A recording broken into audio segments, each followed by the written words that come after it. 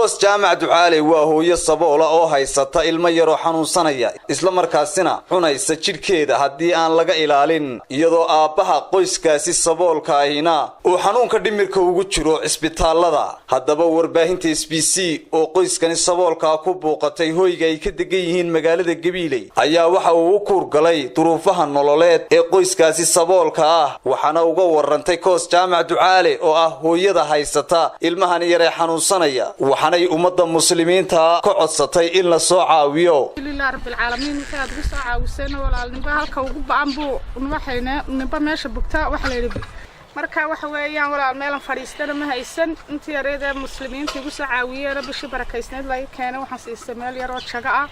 Alhamdulillah rabbil alamin nusir baan siistay laba qolo jiindadana waan ku dhistay oo wali deynayga siileeyahay. alxamdulillah waxaan walaalaha muslimiinta ka codsanaya walaal saab horeba ay soo caawiseen maxaan ku leeyahay la soo caawiyo oo taasoo wali dhakhtar uma awoodin xataa jiingadii aan dhistay wali ma tagin oo waxa leeyahay ku hoos galba waan waay hadii caawo la dhigtana dhaho boorkaas aan iska jiifnay marka waxaan leeyahay dadka muslimiinta walaalayaal horena waad ii soo caawiseen imikana ilaahay dartii waxaan leeyahay la soo caawiyo waxaan ku dhaaday wali wax dhakhtar uma awoodin waxaan ku dhahay xanuunkiina waa ka waa sidii alxamdulillah xanuunka ilaahay baa qaadi kara laakiin baahi baa meesha taala waxaan leeyahay walaalaha muslimiinta Allah soo caawiyo walaalayaal saad horeba ay soo caawisana la igu soo caawiyo intii soo caawisana waan ducaynayaa waxaan leeyahay ilaahay idin barakeeyo miisaanka xasanaadkana Allah idin ku daro ayaan leeyahay aad iyo aad baan idinku ducaynayaa insha Allah bismillaahi kariim walaalaha muslimiinta waxaan leeyahay kana la soo caawiyo walaal ninku wixii heli karaya ilaahay dartii waxaan leeyahay la soo caawiyo xaasasdaa weeyana xarig bay sida ay ugu xidhantaa 24 saacadood waa alxamdulillah xanuunka ilaahay un baa qaadi kara baahida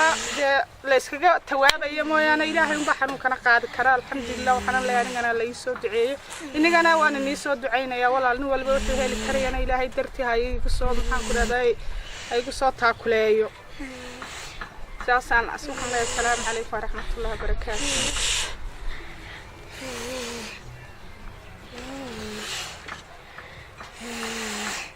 شكيغاس يساو بلابس ساسا هي موياني انت شكيغاس كلا حجينيا وافكاس يغلنيسا شكيغا تاساس اسمه maxaad waxay say cunaysa shirkeyga mar alla marka imika amba ay gaajo dareento kale amba mar sideedaba loogu kiciyaayo imka waad gaarkayo waxaas waa iyada iskogoosatay gaajo hadda yar dareentana shirkeegaas ay bilaabaysa xitaa imka cunideedii baa saxayno wax hagaagsan waxba caano yar baan ku jalaa imika oo shilkeegii kale waxa taaliinta marka alxamdulillah rabbil alamin waan ka deeqay ku jira adagtiina isna nimcada ilaahay deehaw ilaash ku jira 15 sanadood oo ku jiro wallahi umana awoodo inaan xitaa maxaan ku dhahay soo eego oo dhanna uma bixi karo taas maxaan ku dhahay masaariiftooda iyo inta maxaan ku dhahay la naanaabayo oo khayr baagiyaha yar intii yareeda ugu ogid eedan ku iibiya waxaan leeyahay alxamdulillah rabbil alamin dadka muslimiinta aad iyo aad baan ugu ducaynayaa walaalkii hore ay soo caawisay inta kale waan u ducaynayaa waxaan leeyahay ilaahay dartii walaalaha la igu soo waxyada la soo caawiyo wax yar oo jinkada hoos dhigo iyo waxaan ku jalaba si kastaba ha ahaatee qoyskani danyarta ayaa u baahan in la caawiyo waa Sikriye Nuux Ibraahim warbaahinta SBC gobolka Gabiley.